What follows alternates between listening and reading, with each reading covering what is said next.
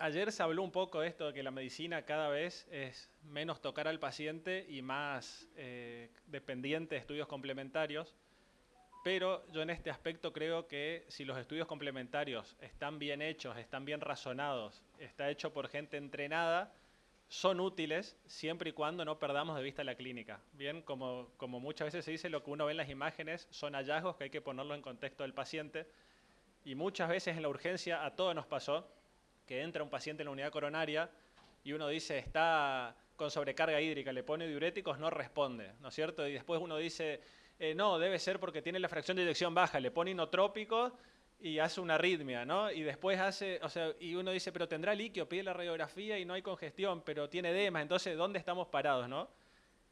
Y ahí es donde entra el POCUS, que es un eco simple, realizado sin toda la complejidad que trae un ecocardiograma en el laboratorio de ecocardiografía y demás, con tantas mediciones, que nos permite de alguna manera ubicarnos donde está el paciente. Si todos se acuerdan, las clasificaciones esta de frío y húmedo, seco y caliente, digamos, el eco nos permite de alguna manera entrar mucho mejor en esa clasificación de manera inicial. El POCUS, ¿no es cierto? Como dije, proporciona diagnósticos en tiempo real y eso para los que hacen urgencias es impagable. ¿Está bien? No esperar, no pedir un estudio y tener que esperar que venga el técnico y lo realice. Entonces cualquier médico entrenado en técnicas básicas lo puede hacer, ¿no? Y lo que tiene es que es portable, es rápido y es versátil. Es aplicable a un montón de sitios del cuerpo. Habitualmente se utilizan las vistas que conocemos, pero de ecocardiografía se utilizan 3 vistas en principal. El apical de 4 cámaras, el paraesternal de eje largo, que todos los conocemos, que son estos, ¿no es cierto? Que cuando los vemos, ese es el apical de 4 cámaras, este es el paraesternal de eje largo. ¿Cómo para pasar? Y el subcostal. Y acá les muestro una pequeña perlita que es para que no limitemos nuestra cabeza cuando hacemos estudios. ¿Alguien vio alguna vez un strain subcostal, por ejemplo? Se puede hacer, como no es dependiente del ángulo, se puede hacer strain subcostal. Entonces, la idea también de mostrar esta imagen es que abramos la cabeza a investigar, a pensar, a ideas nuevas y demás. Entonces, se puede hacer, sí, y este está comparado en un trabajo que hicimos nosotros, que está comparado con strain apical y da igual los resultados, siempre y cuando uno tenga una ventana aceptable y pueda ver el apex y demás, pero pequeña cosita, joyita externa, digamos. ¿Cuáles son las indicaciones principales del POCUS? Uno es evaluar la función ventricular. La segunda es evaluar las presiones de llenado cardíaco. No como lo haríamos en el laboratorio de eco, midiendo el E prima y demás, pero por la morfología de las ondas y por la vena cava, junto a las presiones de llenado podemos ver la congestión y la otra utilización en la parte cardíaca principal es evaluar si hay derrame pericárdico. Además, podemos ver si o sospechar si hay un neumotórax a tensión, porque si salimos del corazón y nos movemos un poquito está el pulmón y con 2 cositas básicas de conocer de ecografía pulmonar podemos saber si hay congestión o si hay neumotórax y también nos puede ubicar un poco en embolia pulmonar si salimos un poquito de la cavidad torácica y nos vamos a las piernas y vemos rápidamente sobre todo lo que son venas proximales y podemos sospechar si hay trombosis venosa y son estudios muy simples en realidad.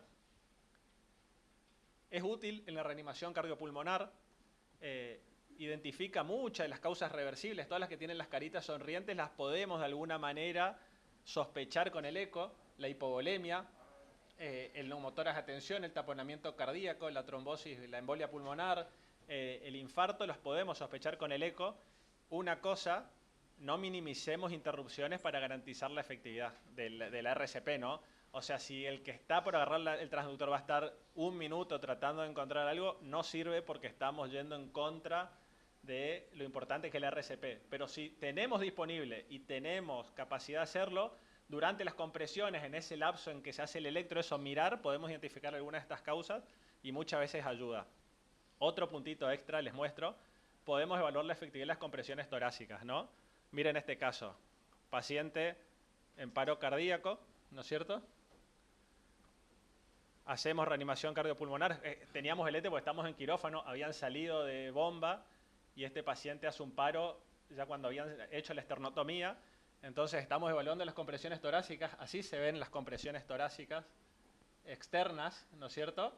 Como esta compresión es buena porque vemos que la cavidad del ventrículo izquierdo se está colapsando, ¿no es cierto? Este paciente sale del paro, pero después entra en FB. Miren cómo se ve la FB en el eco. Y después de la FB entra el cirujano porque tiene que abrir de nuevo porque era una cirugía de bypass. Y esta es la compresión manual. Miren cómo se ven los dedos acá del cirujano. Esta sombra que hay atrás, estos son los huesos de la mano del cirujano. Y estas son las sombras. Y está comprimiendo el ventrículo directamente.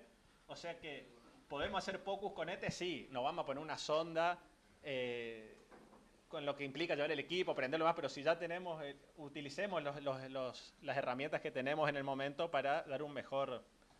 Bueno, esta paciente salió del paro, falleció después en el postoperatorio por, bueno, todo el ácido láctico, la acidosis, todo lo demás, pero ahí pudimos ver que las maniobras eran buenas y logró salir del paro. En la insuficiencia cardíaca también tenemos muchas utilidades, ver las líneas B pulmonares, medir la cava inferior, hacer un Doppler también cardíaco y estratificar el riesgo. Y algo útil que tiene es que podemos reducir las readmisiones hospitalarias. Si le hacemos un poco de la salida al paciente, se reducen las readmisiones hospitalarias. Ya le voy a mostrar una imagen más adelante, pero nosotros, cuando estaba en España, teníamos un protocolo de a muchas patologías de ir y hacerle un POCUS rápido y ver la vena cava y ver la función ventricular, y con eso uno reduce las readmisiones hospitalarias. El problema que tenemos acá es que muchas veces eso insume tiempo y recursos que no tenemos, ¿no? Trasladar el paciente, agendas llenas y demás, pero si uno dedica una porción del protocolo a hacer esto, son cosas que ayudan. En las válvulas podemos rápidamente evaluar gradientes, ¿no es cierto? Sobre todo la IM aguda y la estenosis aórtica severa en pacientes que están en algún grado en la admisión y rápidamente estratificar, ¿no? Si es, no sé, una miocardiopatía hipertrófica, ¿no es cierto?, que entró por insuficiencia cardíaca, sabemos que los diuréticos probablemente tengamos que manejarlo de alguna manera. Entonces, ver el eco y ver que es un miocardio súper engrosado y demás, nos va a alertar a frenar un poquito y pensarlo. O una insuficiencia mitral aguda, por ejemplo, que el paciente no está hipertenso y encima hay que ponerle inotrópicos, ojo, porque si vimos que tiene la IM aguda, en realidad es contraintuitivo y tenemos que vasodilatarlo. Y eso ayuda al POCUS a no perder ese tiempo valioso que tenemos para, bueno, salvar células, principalmente las del cerebro, ¿no? En el shock es muy útil para diferenciar tipos de shock, ¿está bien? Y lo bueno es que evaluamos en tiempo real la contractilidad y el estado de volumen. Entonces, tenemos habitualmente 4 tipos de shock conocidos, ¿no? El distributivo, el cardiogénico, el hipovolémico y el obstructivo. En el hipovolémico es todo un corazón hiperdinámico y con la vena cava colapsada, ¿no es cierto? Porque le falta volumen y el corazón está tratando, con el poco volumen que tiene, de mantener un gasto cardíaco.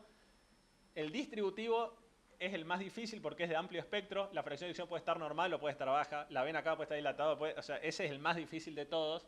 Por ejemplo, en un shock séptico podemos tener un estado hiperdinámico por la sepsis, pero el corazón de sepsis también se puede caracterizar por una fracción de eyección baja.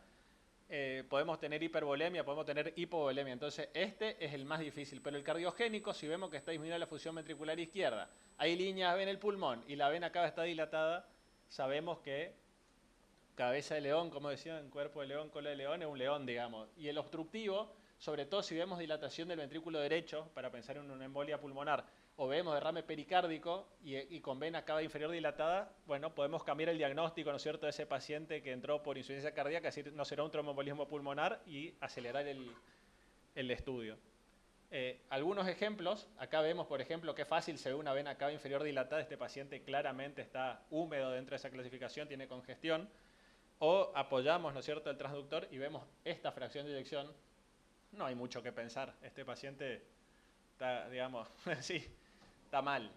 Necesitará descongestión y necesitará inotrópicos probablemente, o primero descongestionamos y si no usamos inotrópico inicialmente y no mejora, bueno, sabemos que es el siguiente paso al menos. Este paciente, por ejemplo, que entró en un shock, tiene un derrame pericárdico hemorrágico. Esta es una paciente con cáncer, una densidad muy extraña del derrame pericárdico, o sea que esta paciente requiere una pericardiocentesis o un drenaje pericárdico de urgencia, ¿bien? Este otro paciente que es desde acá, que entra por dolor de pecho y vemos esta función ventricular y esta imagen acá, este paciente tiene una disección de aorta que tiene una insuficiencia aórtica crónica, digamos, y se disecó este paciente, un paciente con Marfan, ¿no? Entonces, el dolor de pecho que entra, sabemos que es una disección aórtica en este caso, entonces el manejo es totalmente distinto, porque por ahí entra un dolor de pecho y uno está hasta que llega, no sé, el diagnóstico puede pasar de un día al siguiente. Esta paciente, por ejemplo, es una paciente que entró por un shock obstructivo, sería en este caso, y ven que hay una imagen acá adelante.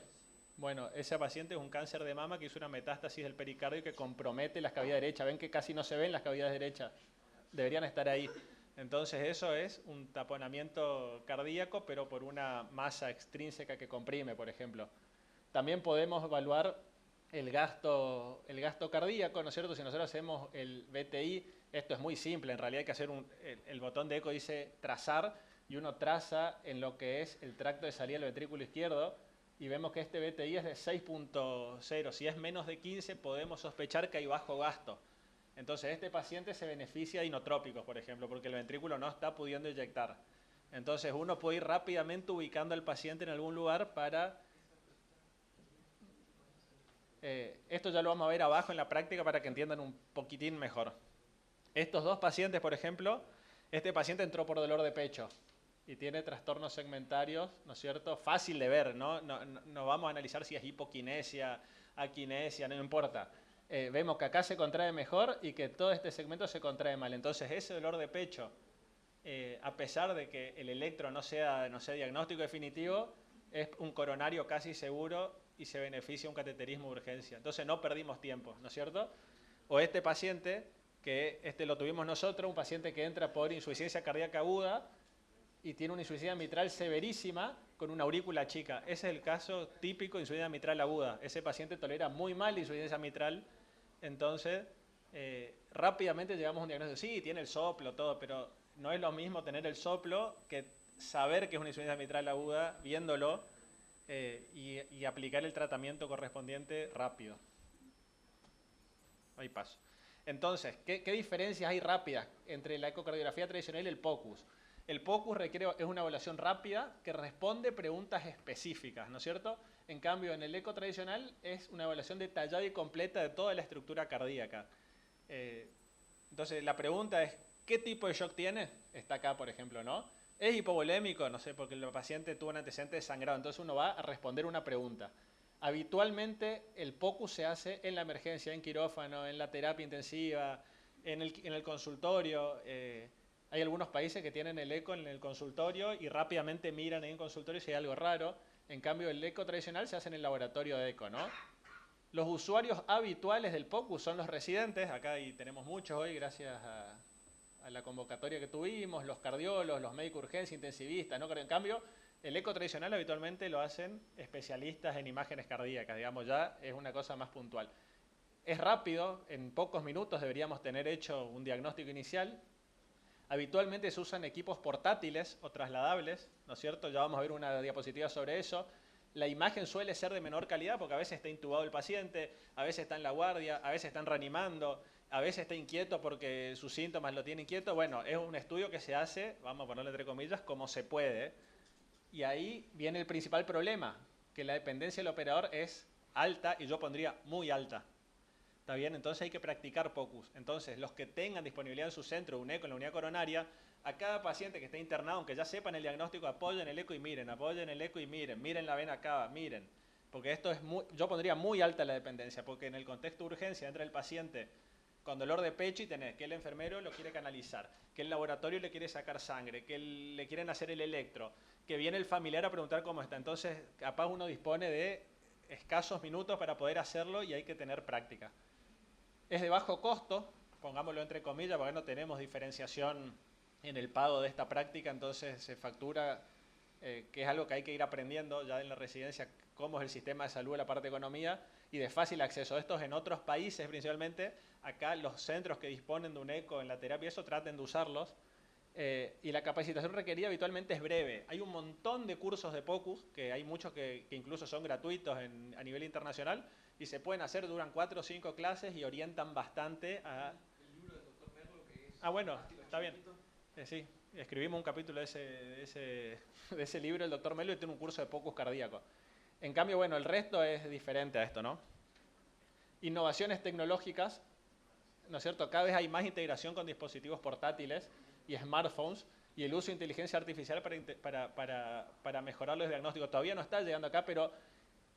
Eso funciona muy bien. Bueno, este lo usamos nosotros en España, lo usaban en hemodinamia para hacer las punciones. Sí, sí, no, están, son caros nada más.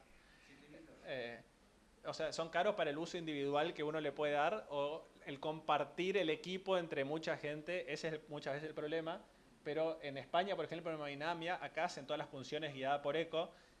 Tenían una tablet con la sonda Lumify de Philips y hacían todas las punciones con... Este es el de General Electric, este es el de Minray, este es el Butterfly. Hay un montón de marcas que lo tienen, se enchufan al teléfono. No puede ser un J2, digamos, pero tiene que ser algo de gama un poquito media alta, pero porque tiene que tener procesadores mejores, pero funcionan. Y para que vean que esto no es ciencia ficción, esa es mi mano, ¿está bien? Esa es mi mano usando el V-Scan que usaban en España.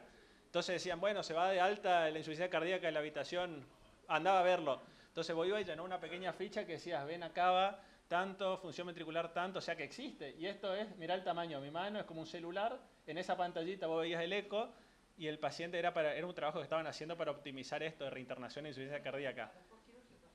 Sí, y estaban haciendo un protocolo de insuficiencia cardíaca y era para ver reinternación. Entonces, la salida medías la vena cava, porque no es lo mismo el que se va sin disnea con una vena cava de 20 que el que se va sin disnea con una vena cava de 8 milímetros, digamos.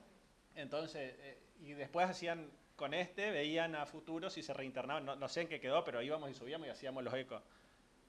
Entonces, el POCUS complementa la ecocardiografía completa, ¿no es cierto? Amplía la capacidad diagnóstica y terapéutica en entornos críticos y de emergencias. Y la relevancia sigue creciendo día a día con los avances tecnológicos, porque cada vez va a ser más fácil tener un ecógrafo, porque lo va a tener en el celular el jefe de la coronaria, digamos, porque así, y va a poder ver rápidamente y después de última solicitar el ecodoppler completo para la evaluación más precisa. Bueno, y ahora no vamos a practicar. Si escanean acá, les descargo un libro de POCUS, que está bastante bueno. Así que escaneen y...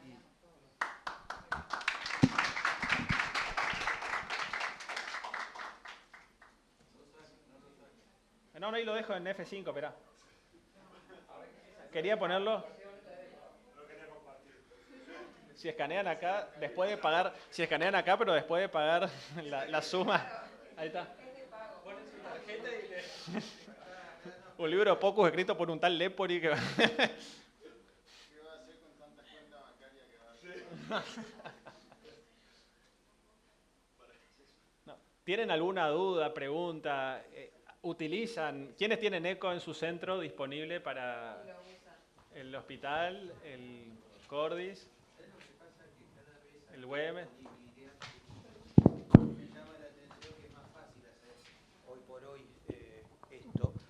Porque, digamos, antes era imposible encontrar un equipo de eco, nadie lo quería trasladar porque aparte eran voluminosos los viejos, claro, y el que hacía eco minga, ¿viste? Sí, y tiene razón, sí.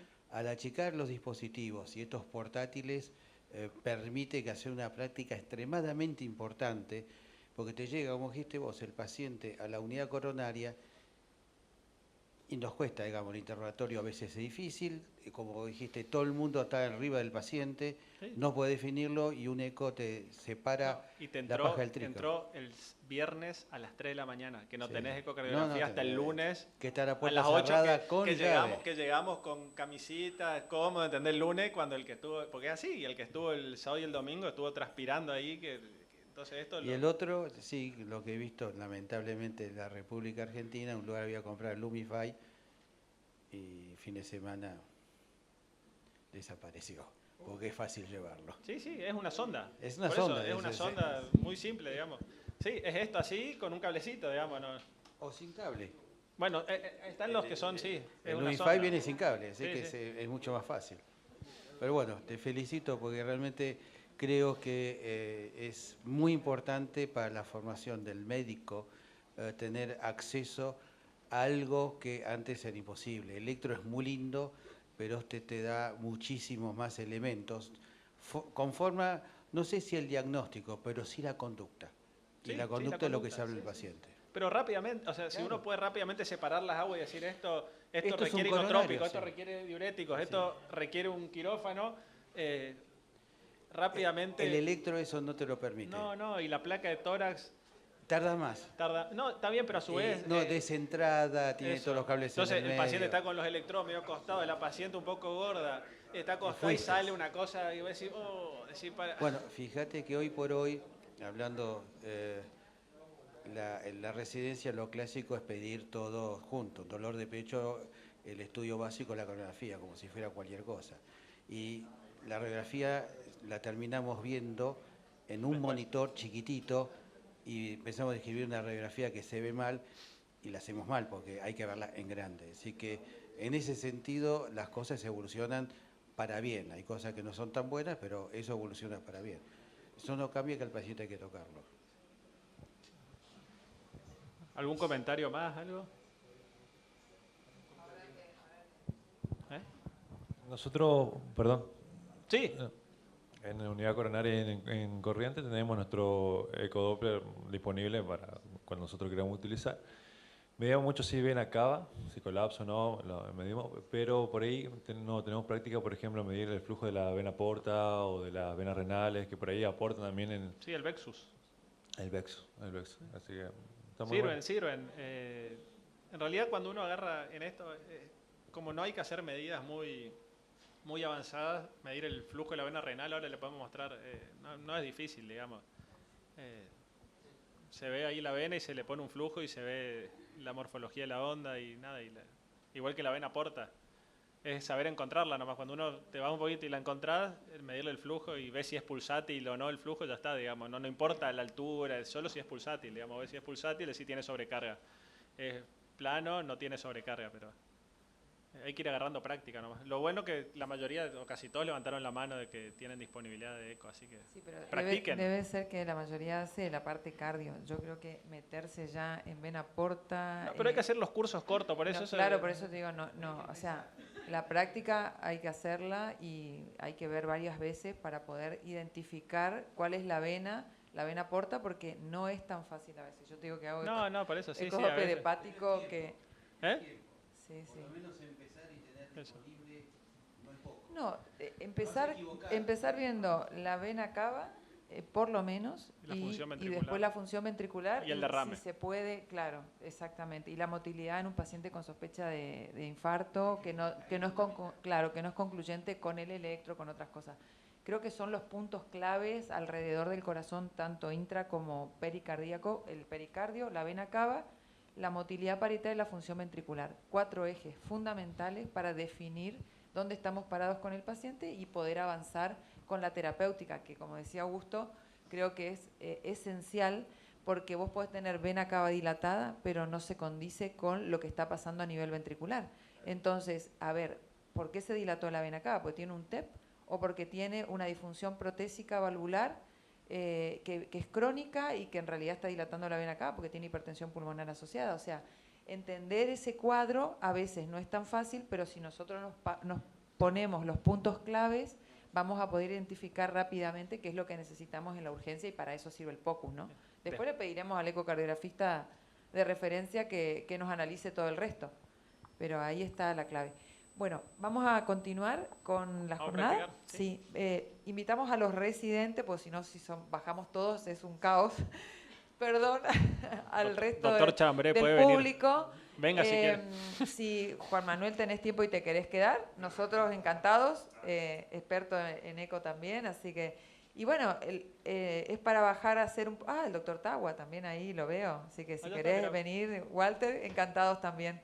Y bueno, para bajar un poquito, ver estos puntos claves, repasarlos nada más, pero con el equipo, el ecógrafo, y que si se anima alguno de ustedes... No, si se animan. Ah, bueno. Tienen que agarrar la sonda de ellos y mostrarnos, animarse. y le vamos a vamos explicar. a hacer otro sorteo. Vamos a separar probablemente en 2 salas, pues somos varios, y como somos varios, separamos y todos practican. La idea es que todos practiquen. ¿Está bien? Que todos agarren un segundito el transductor, aunque sea 5 minutos, y que entiendan dónde se pone el transductor, cómo se hacen las vistas, y que puedan practicar después en sus centros, como dicen que tienen disponibilidad. No, está todo libre. Sí.